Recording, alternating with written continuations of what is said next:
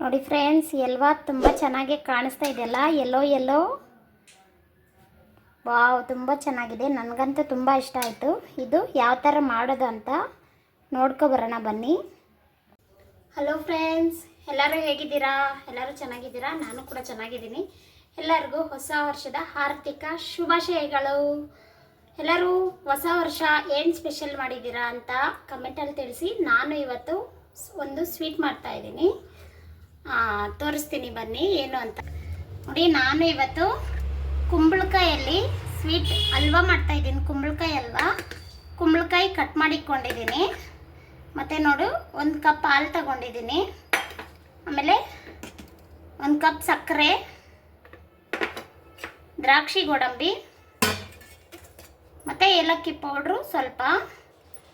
ನೋಡಿ, ಪಾತ್ರೆ ಇಟ್ಕೊಂಡಿದ್ದೀನಿ. ಒಂಚೂರು ತುಪ್ಪ ಹಾಕ್ಕೊಂಡು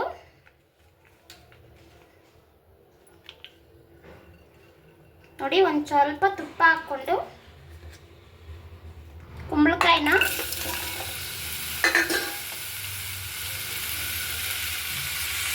ತುಪ್ಪದಲ್ಲೇ ಫ್ರೈ ಮಾಡ್ಕೋಬೇಕು. ಇದು ನೀರು ಬಿಟ್ಕೊಳುತ್ತೆ. ಕುಂಬಳಕಾಯಿ ಏನು ನೀರು ಹಾಕಂಗಿರಲ್ಲ, ಸಾಫ್ಟ್ ಆಗುತ್ತೆ. ನೋಡಿ ಫ್ರೆಂಡ್ಸ್, ಕುಂಬಳಕಾಯಿ ಸ್ವಲ್ಪ ಏನು ಅರ್ಧ ಭಾಗ ಬೆಂದಿದೆ. ನೋಡಿ, ಈ ಥರ ಸ್ವಲ್ಪ ಬೆಂದಮೇಲೆ ಇವಾಗ ಹಾಲು ಹಾಕ್ಕೊಳೋಣ.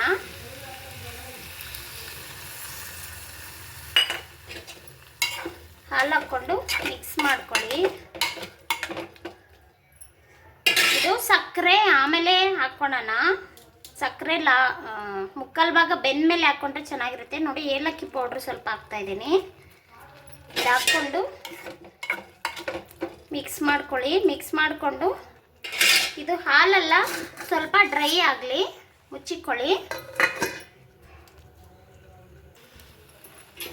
ನೋಡಿ ಫ್ರೆಂಡ್ಸ್, ಹಾಲೆಲ್ಲ ಡ್ರೈ ಆಗಿದೆ ನೋಡಿ.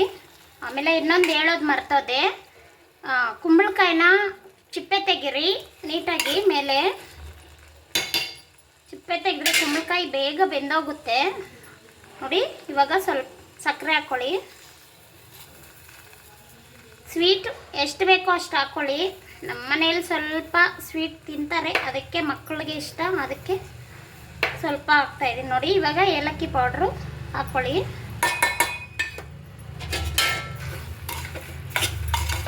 ಇದು ಕರಗಲಿ,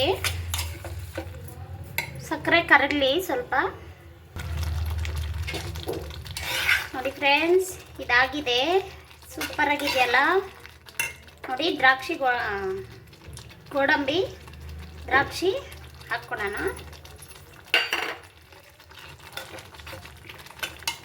ತುಂಬಾ ಚೆನ್ನಾಗಿರುತ್ತೆ, ಮಾಡ್ಕೊಳ್ಳಿ ಈ ಥರ. ನೋಡಿ, ಸಕ್ಕರೆ ಎಲ್ಲ ಫುಲ್ಲು ಕರಗಿದೆ. ನೋಡಿ ಫ್ರೆಂಡ್ಸ್, ಕುಂಬಳಕಾಯಿ ಹಲ್ವಾ ತುಂಬ ಚೆನ್ನಾಗಿದೆಯಲ್ಲ. ನೀವು ಇದೇ ಥರ ಮಾಡ್ಕೊಳ್ಳಿ.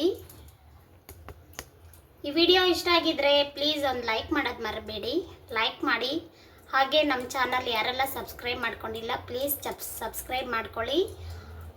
ಶೇರ್ ಮಾಡಿ. ಓಕೆ, ಬಾಯ್ ಬಾಯ್. ನಾಳೆ ಸಿಗೋಣ.